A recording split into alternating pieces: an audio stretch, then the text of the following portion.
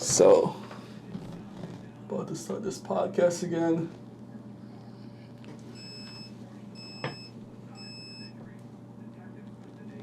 It should be ready. About now. Yes, it's on. Testing this camera out for the first time for the podcast. Like, I used to use my phone, and I feel like maybe now I should probably use this instead. Mm-hmm. And this shit isn't recording. Well, this one. But it's recording now, so I guess we're live now. Hell yeah. Yeah, so what's good? Hello. It's Cam here. Back again with another podcast, Date with Cam. Today, I got my new homie, Joseph Q. Hello. We met at an open mic for a competition, and you did some really, really interesting tracks. Yes. Yeah, so tell me about yourself. Me? Well, I was born in Brooklyn, and I live in Staten Island now. Nice. But I consider myself more of a Staten Islander. And I started doing music around 14, writing lyrics and stuff. Nice. Poems, this and that, And as I got older, 15, 16, 17, 18, I got better and better. Started recording at 17. Holy shit. And, I just, I evolved throughout the years. Nice. Got better and better. What was the moment that made you want to become a rapper? A rapper? Well, I would listen to a lot of songs on my MP3 when I was 11 years old. Oh, nice. 11, 12, and all these pop songs, and it didn't matter. If it sounded good, then I liked it. But that was the kind of the root start of me wanting to do music in general. But with the hip hop, it was more I was listening to Jay-Z and Eminem and Kanye West when I was 14, 15. Nice. For some reason, the way they express themselves in their music and the stuff I was going through in my life, I felt like I could use it as an outlet for my life. That's freaking awesome. Yeah. How it turned out for me was basically I was listening to music, but at the same time I wasn't taking it seriously. But from when I graduated from high school, it was the first time I actually took my time to listen to music. Okay, cool. And I was mostly listening to music on Rhapsody. You ever heard that show on BET where underground rappers and mainstream rappers come along and show their music videos? Some of them even come in and spit some bars on the mic and shit.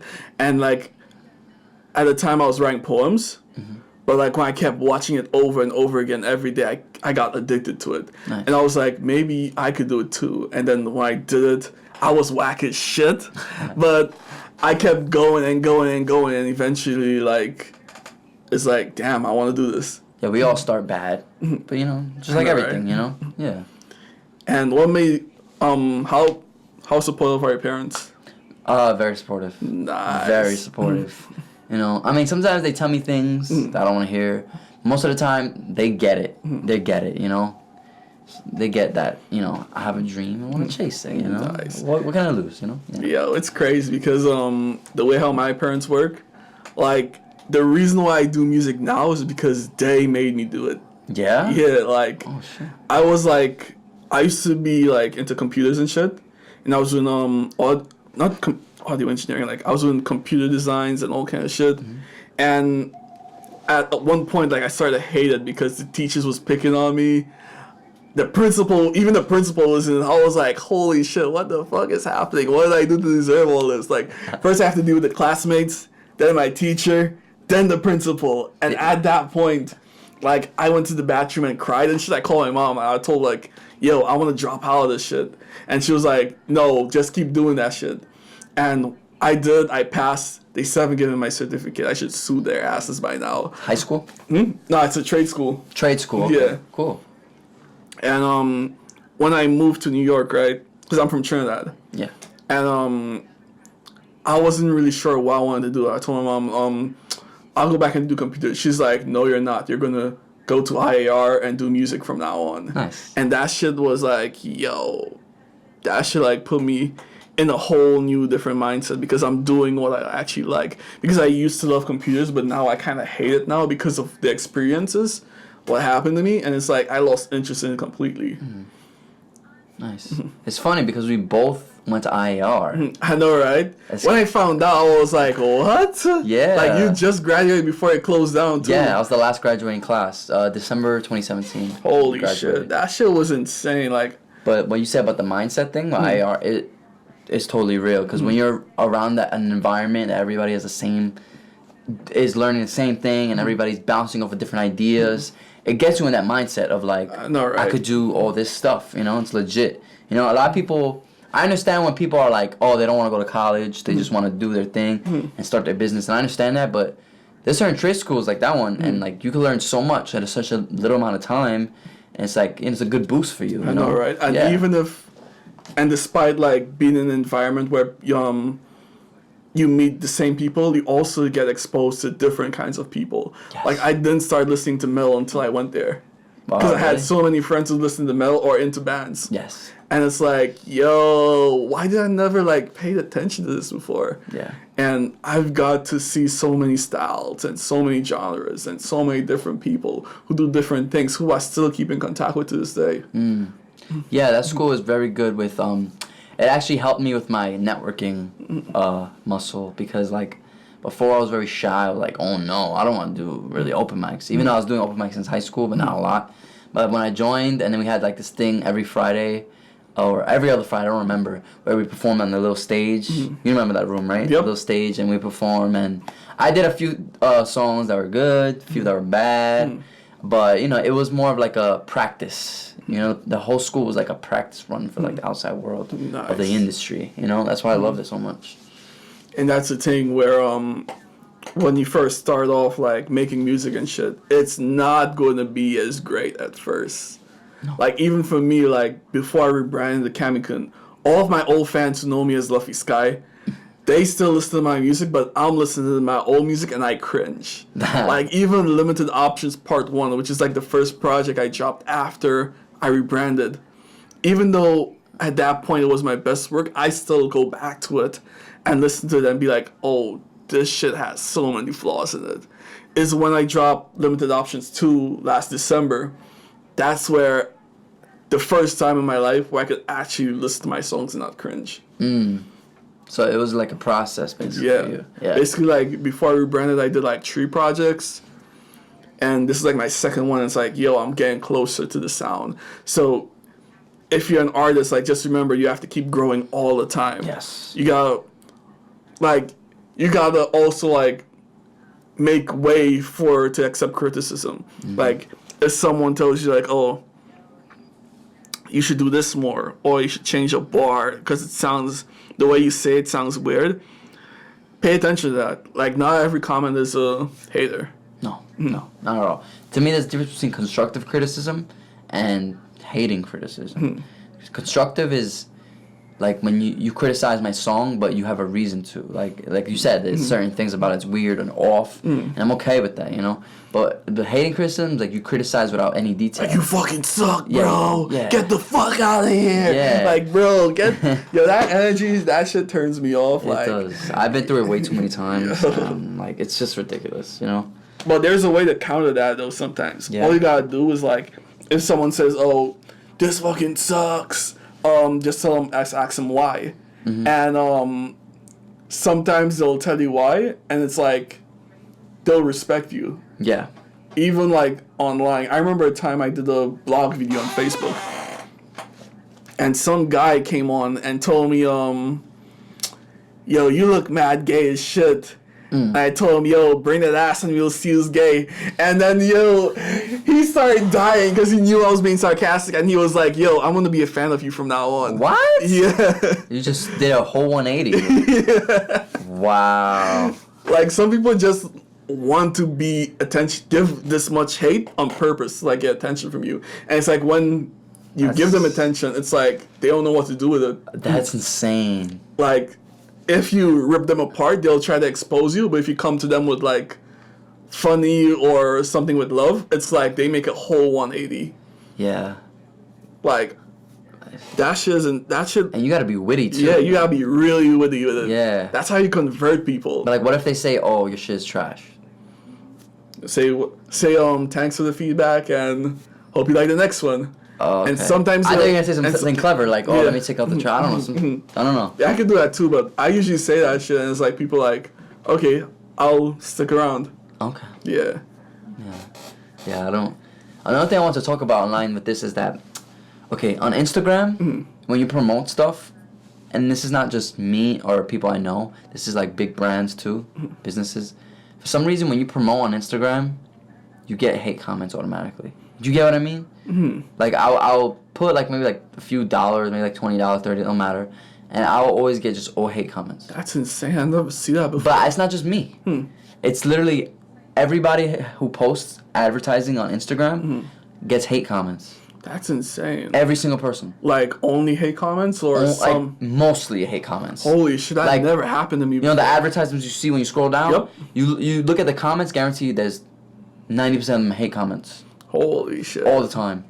Like, I don't know what it is with the algorithms. I have no idea. Maybe it's the algorithm or where you decide to target. That's true. Because I made a blog video like some time ago talking about like how to run ads. Because the problem with ads is that some people just turn the ads on without checking the settings. I see. So each ad, it has like a couple settings. You can check the age, the gender of who you want to advertise to, and the location, and someone with similar interests. So that way, like, if, let's say your music sounds like Lil Wayne, just put Lil Wayne on there, and they'll put you to people who like Lil Wayne. Mm-hmm. And let's say, like, you're a rapper, or you're a coffee seller, right? Mm-hmm. You're not gonna like throw on ads without typing coffee or Starbucks or something. And what if the people you advertise to don't like coffee? So it's a matter of like who you're targeting. Yep. But what happens when you don't know how to target? Like, it's gonna be random. Like, the ad won't work as well. You have to like this is how I usually do it, right? I usually pick like, I usually put in money, right? Like a lot of money into ads when I do it. Yeah. So my first strategy usually is to like take like $20 from whatever budget I do and do test ads. And like I pick someone I want to target, and I also pick the location. Okay. And then I run the ad, and I do it 5 times for different places. And the one that works the best, I use the rest of the budget on that ad. Oh, okay. So you just spend a little money, test ads, see how to hit the demographic, and then you go all out. Yeah. And that's like my main strategy with music now. Like, if you, let's say you promote a song for 3 months, if that song doesn't blow up, doesn't do the numbers it's supposed to do, I move on. Yes. It's the best thing to do. Sometimes the song blows back up. It depends, but, yeah. Yeah, but if you realize the song is moving up really fast, instead of taking 3 months, you spend a whole year on it. I see. That's how, which artists do that? You ever heard of Fetty Wap? Yes. That's how he blew up. I believe that's how Panda blew up. That's how Old Town Road blew up like that as well. Yeah. Because of the memes. The memes? Yeah. Yes, yeah. I know that. Makes sense. Makes a lot of sense. Oh yeah, and you also do producing. Like, when did you start doing that? When I went to IAR, I started. They taught me my major. You know how you pick the major, like 4 different majors in this like major. It was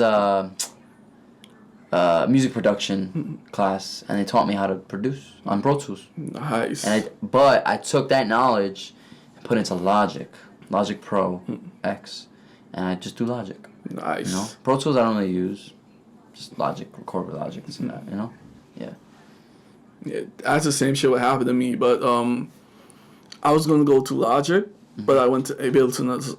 Ableton. I don't know why I keep butchering that word. Ableton. Yeah, I keep butchering that word. I always butcher that word for some reason. But, Ableton. Yeah, but Ableton is pretty cool. The only problem with Ableton to me is that there isn't really a graphic when it comes to plugins. No. Yeah. Like, I probably know what it is, but I'd rather see a graphic. I see. Yeah. So that way I could be a little bit more accurate. Okay. Makes sense. Yeah, that's cool. Oh yeah.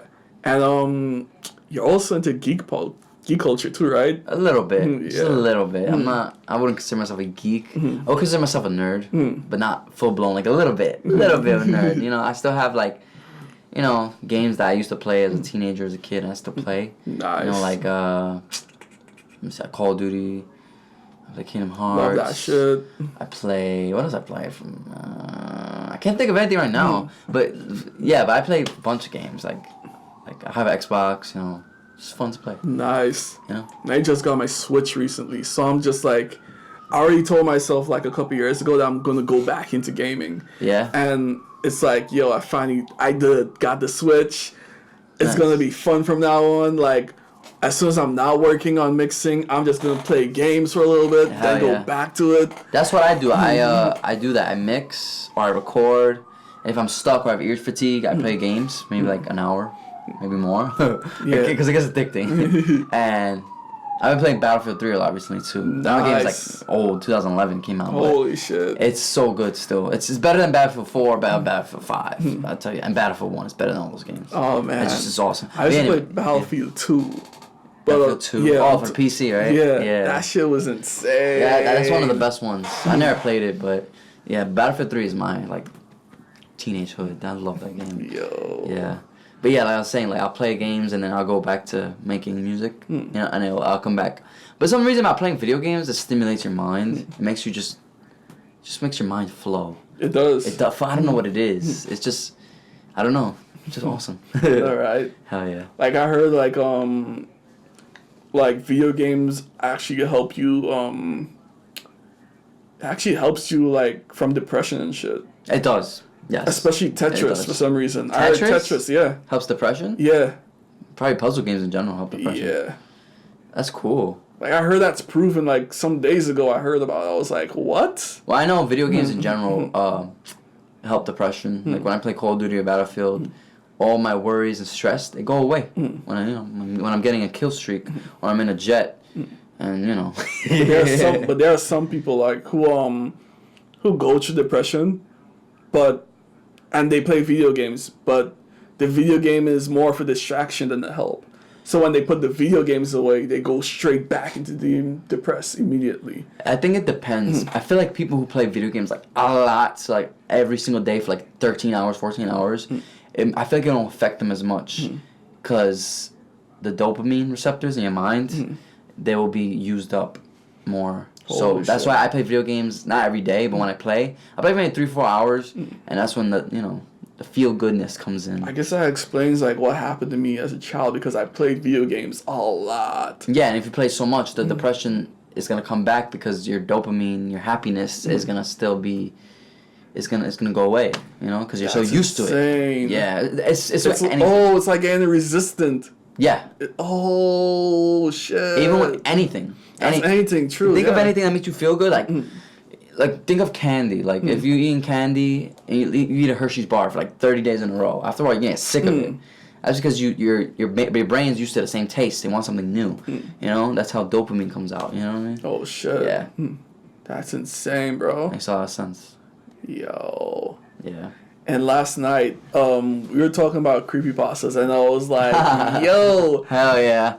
We were talking about Pokemon and the soundtrack. Yo, Lavender Town. The Lavender Town. Hell yeah. And then you told me about like the music was making kids like kill themselves. Yeah. And I was like, that sounded like a creepypasta I heard like some time ago. But that's where I heard it from. Yeah, creepypasta. So basically, they made the soundtrack, and I heard it the other day. And basically, it was in Japan that happened when the first game came out. I think '96.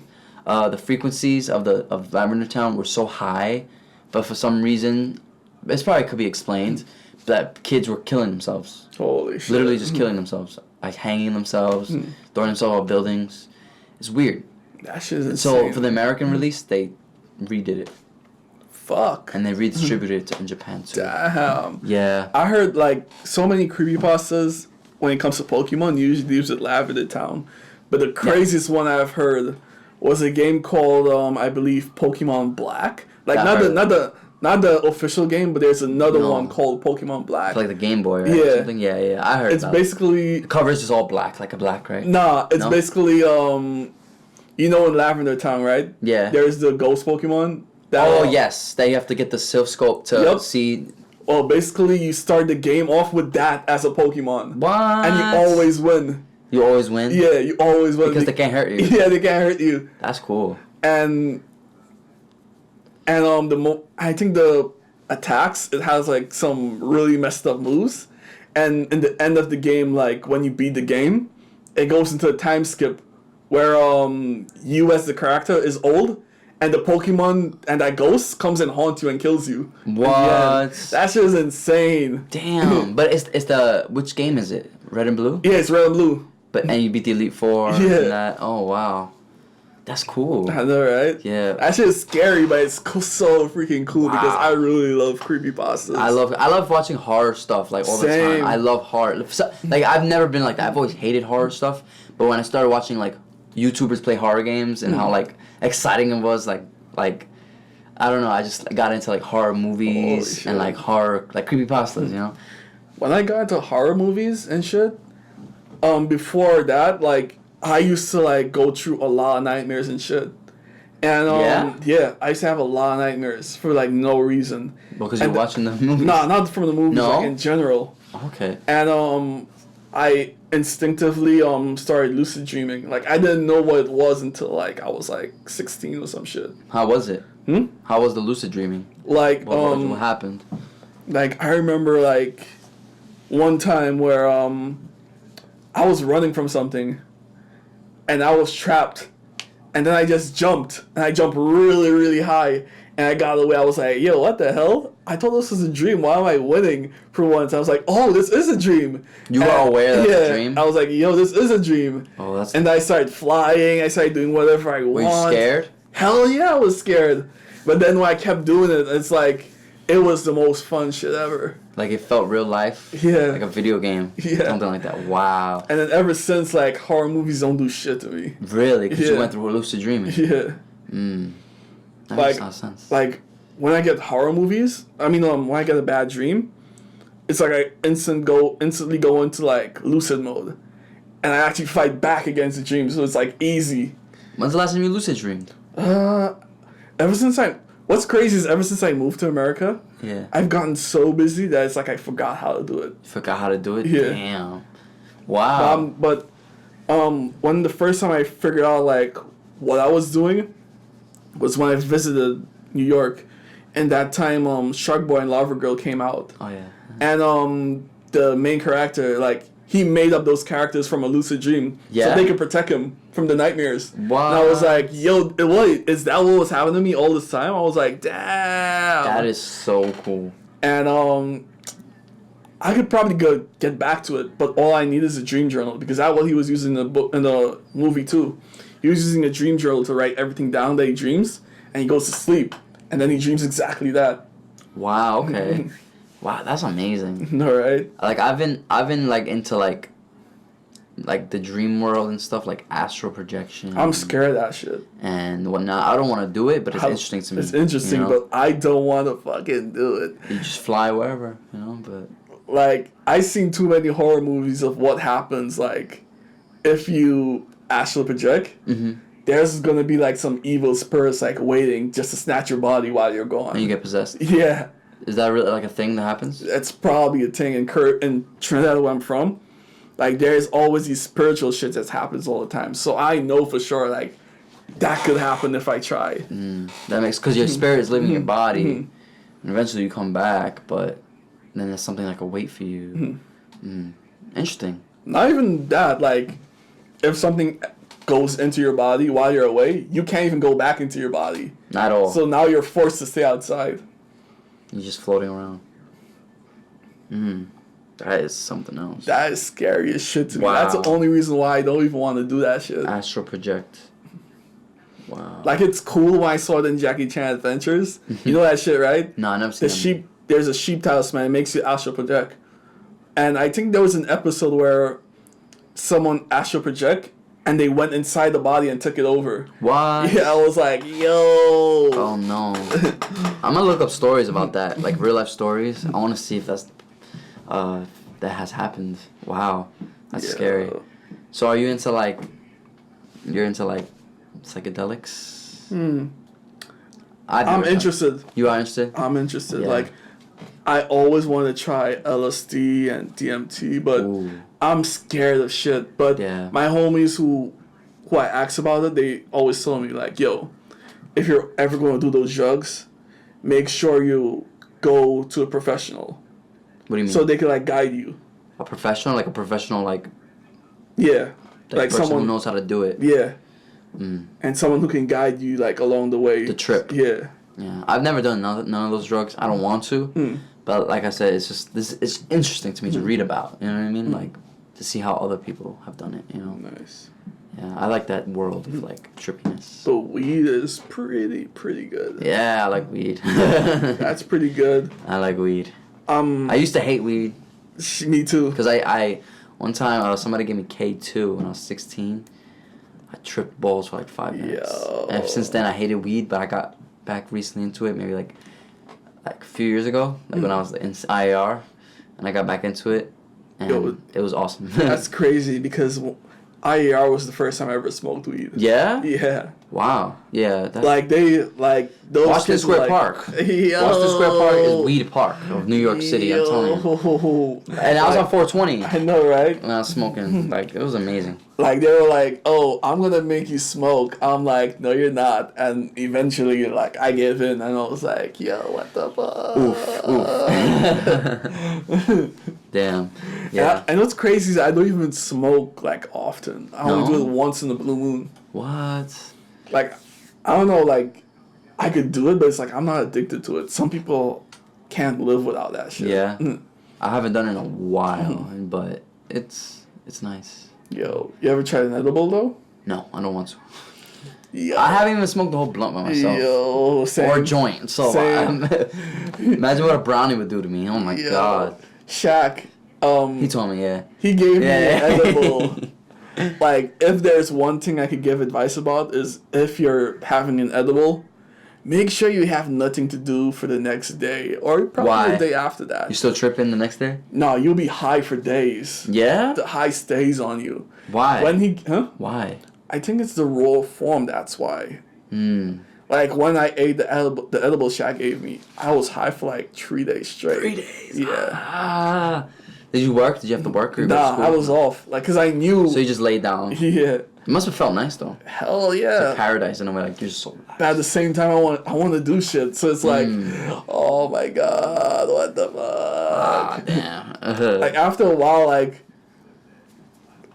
while, you don't even enjoy that much anymore because you want to do shit. Mm-hmm. Yeah. Unless you're a lazy person, maybe you like that. But me as a hard worker, like, I don't like sitting down and just feeling bliss all the time. I want to feel the pressure of life and shit. Maybe after a while, excuse me. Maybe after a while, like, you know, you're chilling, but like, then it's like, you know, you want to do stuff. Like, that's how I am. Like, eventually I want to do something. It's just something in my mind. I just want to do something. I know, right? Like, if I'm not mixing or recording people or myself or going to the gym, I feel terrible. Yeah. I really think they should make weed legal, though. Yeah, it should. 50 states. It should. There's nothing wrong with weed. Yeah, nothing wrong. Alcohol is worse than weed. Facts. But yet jobs test for weed. That doesn't even make any sense. It doesn't make any sense. Like, but alcohol is what could cause more complications. It kills people. All sorts of shit. I'm not against drinking at all. Like, I drink sometimes, a little vodka. You know. I'm Caribbean. I always drink, and I still got that wine Shaq brought for me over there. That shit's mad good. You should ask him to make some for you. Yeah. Oh yeah. Yeah. Shaq wine. Hell yeah. But yeah, I think they should make it legal. Like. Yeah. You know. Not even illegal. Just at least make it where weed is like nowhere near that list, and alcohol should be closer to that list. Cigarettes. Cigarettes, I hate that shit. No, I don't like cigarettes. Like, ever since I was a child and I saw, like, that advertisement of what cigarette actually does to you. Yes. I never wanted to try that shit. Well, mission accomplished. That's what they try to get to you. You know? Plus, my dad died from that shit. Even though I hate his fucking guts, he did not deserve to die like that. No. What, from cancer? Yep. Yeah, lung cancer? The blood one, I believe it's called leukemia. Leukemia. Yeah. Okay, yeah. That's what you get from doing that stuff. Yeah, it's bad. Yo, that shit was so bad. It's bad. Yo. I feel like the more of a liberal of a society we become, the more we're aware of things. You know, because back then in the 50s, they advertised cigarettes as if it was healthy for you. you know. And now look, there's so many deaths of that generation. But that's probably because back then, cigarettes was more from the tobacco leaf itself, and that really? itself wasn't that harmful. It's when they start putting the other chemicals in it, like the nicotine, the tar, and all that shit. Really? Yeah. Oh, I didn't know that. I mean, wouldn't that be bad for you anyway? Smoking that much, even if it's just tobacco? Yeah, like my homie Sean always told me that even if whether you're smoking weed or anything, that shit will be bad for you anyway. And I think this shit is cut off, but I'll put it back on. Yo, nah, this is pretty good. Okay. Yeah, so I guess that's 30 minutes is the limit for that camera at once. I learned something new today. Okay, so we'll keep this going. Hell yeah. So, yeah, my homie was like, any amount of smoke you take, whether it's from weed or tobacco plant, smoke was never meant for your lungs. No. Yeah. No. Yeah. I don't know. All that stuff is just like, it's superficial, but at the same time, it's like, it does help you with stress and stuff. It's moderation. I'm moderate, you know, I'm not. Yeah, I'm moderate too. Yeah, like, I'm not gonna excessively drink, excessively smoke, excessively smoke weed, nothing like that. You know what I mean? Yeah. Same. Like, I used to be more of a drinker, but I only drink like when I have like a house party or I feel like drinking. An event. Yeah. At an occasion, you know? Yeah. Like 4th of July, I drank vodka, you know, iced tea and all that stuff. Oh shit. Yeah. I guess that camera probably is the limit. Wait, oh well. Can we see how it looks? Yeah, we could probably see when we're done. But I'm like recording still, so it should be okay. Hell yeah. So, How long you want to go for? You want to go longer or nah? A little bit longer, yeah. Sure. 10 minutes. Yo. Yeah. I probably need to get a new memory card, but it's a good thing I record in 2 different places too, Yeah. so just in case. Yeah. Let me try it one more time, just in case. Yo. It's good? Yeah, pretty good for now. Hell yeah. Yo. That shit is annoying, but it'll be fine. Like, it's the first time I'm actually using this camera too, so Yeah. we should probably figure it out anytime. Cool. But it seems like every half hour it comes off by itself. At least that's how I'm seeing it from here, from the timestamp. Yeah. Looks like it. Oh yeah. Yeah, so are you working on any projects? Yes. I'm working on this album. Well, I don't know if it's going to be an album. Probably will be. It's called Dreams Between Fantasy and Reality. Oh shit, that sounds freaking awesome. Yeah. It's basically, concept is like, when I say dreams between fantasy and reality, I mean like, okay, so like, I mean, the things I talk about, like, you know how rappers brag about stuff, you know, that they have chains. The stuff I talk about is like that. I'm bragging about, I fantasize about. But then I'm also talking about reality. So I'm blending both of those ideas into one, so it creates the concept of the whole album. Holy shit. It creates the concept of who I am as an artist. Someone who talks about, like, this song I'm releasing next Friday, On the Rise. It goes like this. It goes, she doesn't know me, only my money. She doesn't know me, only my hundreds. I got a condo up in L.A. You know, like saying all this stuff that's not, I don't have a condo in L.A. But at the same time, it's like, okay, that's the fantasy part. That's me saying stuff that I want. Basically, when I'm saying these things, it's about manifesting it. You know how you manifest in that film stuff? Of course. That's exactly what I'm trying to do. Put it into the universe through my lyrics. Yo, that's insane. It's so insane. Like, the more I get to know you, the more we have in common. Yeah, that's and good. that's insane to me. Yeah. Like, yo, what the hell is going on with this shit? I don't know. Is it still recording? Probably come off. Yeah, could definitely switch off, but it's okay. We still got the recording footage anyway. We'll improvise. Yeah. Hell yeah. Yeah. Yo. But yeah, that's my thing. That's like, that's what it's about. You speak stuff that's in your life that's bothering you. Because I have songs about depression, songs about my life, songs about being angry, songs about being sad, happy, and I have songs that's like talking about stuff that I don't do, but I want to do, and that's how I blend both reality and fantasy together. That's insane. Yeah. So you're basically using manifestation. Yes. as like the biggest drive on the project. That is insane. I have a song towards the end of the project. It's called "Pretend to Be a Millionaire." Like, I will always pretend to be a millionaire until I get that check, man. I swear. Meaning, I'm gonna pretend. I'm gonna fake it till I make it. I'm gonna act like I'm a millionaire until I get the check that I'm a millionaire. And then I have it. You know, that's what my songs are about. You know? Nice. Yeah. And the most important thing about manifesting is when you manifest, you, like when you say, "Oh, I'm gonna lose weight," you're gonna have to like start putting in the work to lose weight. Yeah. Yeah. You gotta be positive about it. You can't say. You gotta be more like, cause like when you talk about a zebra, and I say, don't think of a zebra. What do you think of? A zebra. So that's the same thing with the manifestation. It's like when I say I don't want, let's say I don't want to go back home. You know, let's say you say something like that. Eventually, you're gonna go back home. Like I don't know how to really like off the top of my head. It's not really like, but you get what I mean, right? Yeah, you're focusing on the stuff you don't want. You know, like I don't want to be broke. There's a better example. I don't want to be broke. You're focusing on being broke. You gotta be like, I am rich. You know, you gotta focus on, you know what I mean? Like along those lines of stuff, you know? That's just how stuff works, you know? Yeah. Yeah. And there are a lot of people who don't really believe in manifestation. No, they don't. But when I look into their lives, they're like depressed. Yes. And go into a whole lot of shit. Those people, the people who don't believe it, are usually the ones who's trapped in a negative cycle. It's a fact. One after another. And I'm not gonna lie, I've been through the negative cycle many times, and I've lost my faith in it many times. But I'll go back into it and, you know, stay positive. You know, it's a roller coaster, you know?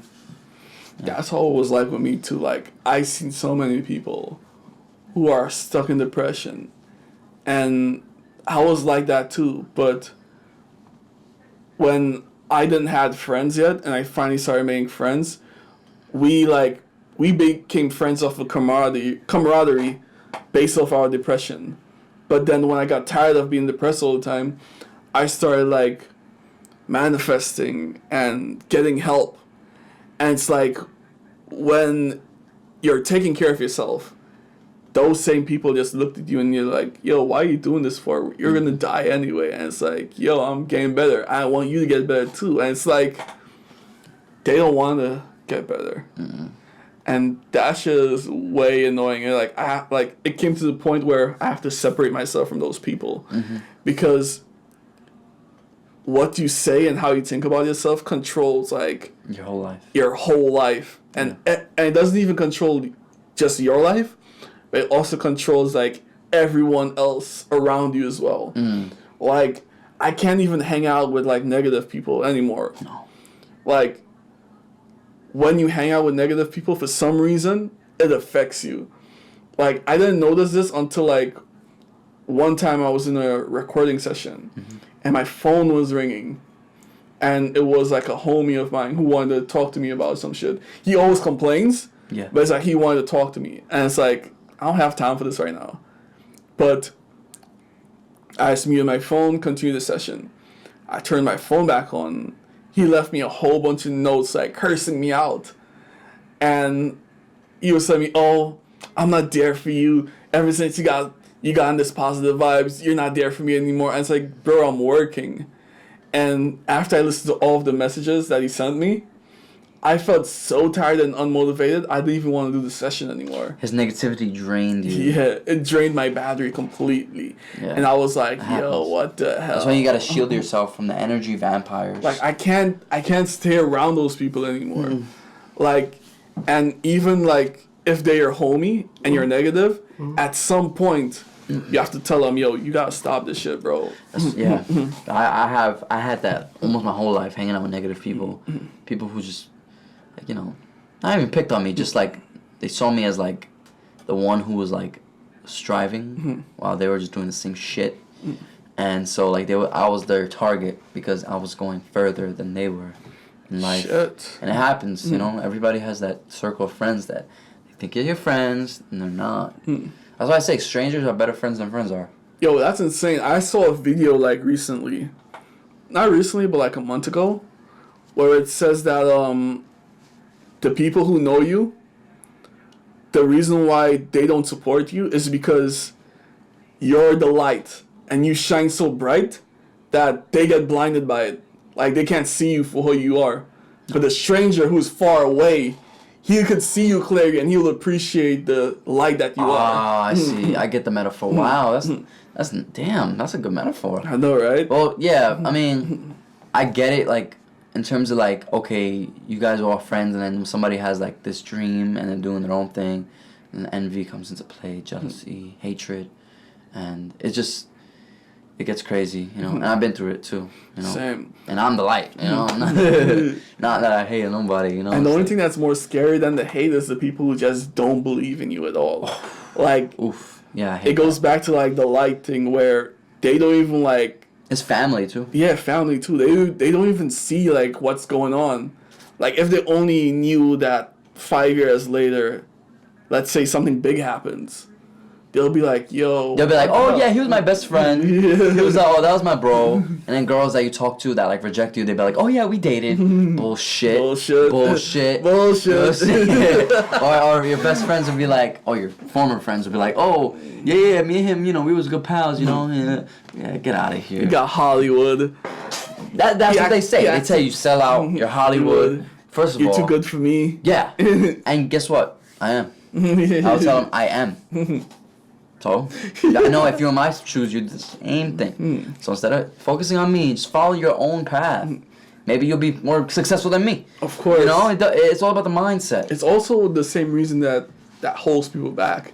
People always be like, oh, why do I have to, like, suffer this much? Why does he have to get rich? And that has to do with manifestations too. The more you say those shit, the more you're going to be stuck. Yep. The more you're going to be stuck. Yep. Like, oh, why? How come he has this? How come he has that? Why can't I be like him? Yo, that shit is fucking bad for you, bro. It spirals negativity into negativity that you don't even want to, like, you won't be in. Because when you're in that hole, that negative hole, that rabbit hole of negativity and depression, not even depression, because that's different. It kills you. And you become more of a monster. Holy shit. The anger consumes you. You know? So, I hate that, though. But being around people like that, it depends. Like, if they're, like, a good friend of mine, but they're just in that rabbit hole, I will work with them. But if there's somebody who's negative against me and who doesn't want to, who's just, like, showing nothing but hate, I just cut them off. There's so many people I've cut off the last few years. And at first, it's like it hurts. It's like going through, like, a withdrawal. And you, like, get away from friends. Because it's like, they were like, you're high. You're being around them. You're happy to be with them. You know, and then it's like, they just switch up on you. It's like, oh, damn. All right. And sometimes it's not even like they switch on you. It's like they always been that way. That's you just true. never see it. That's true. They never seen it. Like, it's a frenemy. Frenemy. Yeah, like. Well, to them, it's a frenemy. To you, you think they're your best friend. Yep. And it's very good how people could disguise. You know, they should be an actor. I don't know. Like, those kind of people are more scary than toxic people. Yeah. Well, they are toxic. Yeah, they're toxic. They're just what do they call it? It's covert. Covert toxic. Like, toxic people, you at least know that they're toxic and you should stay away with them. Yes. But the more ambivalent people, that's what you call those kind of people. You don't know where they stand. No. And that shit is more dangerous because sometimes it'll take you years before you figure out that they're your fake friend. And the thing about that is, not only is it that they're dangerous because they're your best friend, and you vent to them. All your insecurities, your vulnerability, your emotions. And they use that shit against you. And they can either use it against you later on, or maybe they tell people behind their back, or they just see you in a light that's like, okay, this kid is weak, even though it's not weakness. I thought you were my friend. You know, it's just like along those lines. Yeah, just people like that, I don't know. It's hard to spot, you know. That's why I don't really trust much people. I try to get to know them, you know. Yo, that's, like, part of the reason why, like, I went in a hiatus in the first place was for that same reason. What, 'cause what? Like, I had to go through, like, bad friendships, and I also, like, had to went through bad friendships in the industry. And that broke me so much to the point where You just gave up, kind Yeah, of. I just kind of gave up. Like I just said I didn't want to do this anymore for a while. Yeah, I totally understand. I actually did this year. I actually gave up maybe twice. Damn. But not like I gave up. Like I quit. Like I'm saying, oh, I quit. I let myself surrender to my issues, to my problems. I let myself just be defeated, and then the next week I'll come back stronger. Nice. That's what I do. So I know in the back of my mind I'm not gonna stop, but I convince myself to not do it, drop everything, don't do nothing, and then I go back into it, and I'll just do it better. You know? Nice. Yeah. So I didn't quit in terms of just like quit. I quit in terms of just like surrender. Yeah. But when I stopped for like 3 years straight. Ooh. Like I went back to Trinidad just to clear my head. Yeah. Yeah. That I shit don't was- blame you. In this country, man, sometimes this country, like, I love this country, but at the same time, this country could get you Nah, stressed this out. country is made to break you. It's made to break. Like yes, me and my brother, we lived here together, and he got tired of it too. It's like, the politics, the Yeah. business of it. And when I say politics, I mean like day-to-day things with people. The superficial stuff, the narcissism. It's so fast-paced. Everything's just crazy. Especially in New York City. Everything's just... And if you're from a country like that, I can imagine that, like, how different the society, the communities are, But even me growing up, being born in Brooklyn and being raised in New York City and all that, I still... this country still overwhelms me sometimes. All right. Not just New York, but the country. So, Shit is insane. it is. Like you gotta be real tough to live here. Yes. Especially New York City. Especially New York City. Like I told in Trinidad, like you gotta be tough because there are people rude all the time. But when you come to America, it's like you're not dealing with the people, just the people. You're also dealing with the system, Yes. and the system is literally made to break you down and cripple you. Yes. That's why I consider myself a socialist because I believe in free healthcare, free free college and all this stuff because just like when we say break you, it's like okay, you have all these things that not only with like your business but with your mental health, your physical health, your finances, and when you can't pay for some type of healthcare, and it costs. The expenses are through the roof. That's You're when it fucked. breaks you. Yeah, you're fucked. And same with college. You're paying all this stuff. You could fail because you're so stressed out. You gotta buy all these books. And even if you graduate, sometimes the degree doesn't even help you. You don't. No. Like even when I got out It's a of scam. even when I got out of IR, right? Even though I love that school, and they helped me like send out a lot of the applications for internships. The only internships I actually got were the ones I actually went on my own and got for myself. That's what I'm saying. Like they, honestly, that school didn't even help me either. I was looking for internships maybe like a few months after I graduated, and I didn't find nothing. Zilch. Maybe I didn't look hard enough. I don't know. Still a chance. It's been 2 years, so I don't know.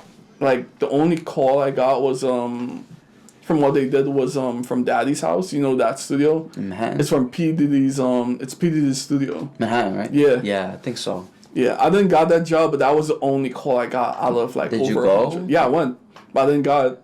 You didn't? Oh, you went to interview. Yeah, Damn. And that was right after you graduated? yeah. Wow. Yeah, I know a few people that graduate that have internships now. Yeah. Yeah, and when I like after that, like that shit broke me too because it was like I'm not getting jobs for internships at studios, nor jobs at all, Yeah. and that broke me to the point where I went back to Trinidad for a while. Oh, that was the point where you went back? Or you Yeah. went back multiple times? No, I just went back. That was the time you went back? That was Yeah. like your hiatus? Yeah, I know. It's hard in this country. It's just hard. Right. It's hard in general. Like, it's just, everything's just so overwhelming sometimes. Right. But when I came back, I instantly like started getting internships and shit because Nice. I changed my whole mindset around. And stuff Yeah. started falling in your lap, right? Yep. But that is because you surrendered. If you kept going, that's why all these motivational speakers that's like keep going. They never tell you to take a break. There's nothing wrong with a break. A week, a day, a month, a year. There you go. There's nothing wrong with that. If you keep going, you're gonna break yourself. You're gonna have a mental breakdown. Your health is gonna be terrible. People look at their physical health, but they don't look at their mental health. Yeah, but a lot of motivational speakers, they also talk about your mental health. Like some of them be like, Yeah. First you focus on your mental health, then you focus on whatever else. Because it doesn't make sense chasing your goals when you're fucked up. Yeah, I hear you. But some speakers don't emphasize that though. They just tell you keep pushing, keep pushing, keep pushing. Work 7 days a week. And then that. I'm like, oh my god. Like, okay, I'm not gonna be lazy about it, but at the same time, it's like there's only so much I can do. You know? Like, I could only do so much a day. And when I know it's enough, it's enough. I'm not going to force it. Yeah. Even if I don't want to stop, I know, like, if I don't stop, I could probably crash or some shit's going to happen. Yes. That's going to ruin everything. Yeah, I feel the same exact way. Crashing, I hate it. You go through that rabbit hole of, like, it's just everything just sucks. You know? Yeah. Right. Yeah. Oh, yeah. So, where can everyone find you? Social media. Yeah. At Joseph Q Official. JOSEPHQ OFFICIAL. And on Apple Music and Spotify, I think I have an EP and a few singles, and my album's gonna release sometime in September. Nice. Joseph Q. You could look me up on Apple Music, or you could go on my Instagram link and find my YouTube channel, which is Joseph Q Official too. And yeah, that's me. Nice. Hell So yeah. I'm probably gonna wrap this up. The video is probably gonna be cut short, but I'm still gonna like edit it so it'll fit in. But other than that, like, this was a pretty enjoyable podcast. I want to do this shit again. Yes, what do you want please. these days? Yes. Because there's so much to talk about, and as soon as I get this shit to work, I probably need a memory card. That's why. Yeah. And it probably ran out of space. That's why I cut off so early. But at least we got the audio footage, and we should be good. And we see you guys next time on the next episode. Hell yeah. So, I see you, man. Hell yeah. Stay awesome. Hell yeah.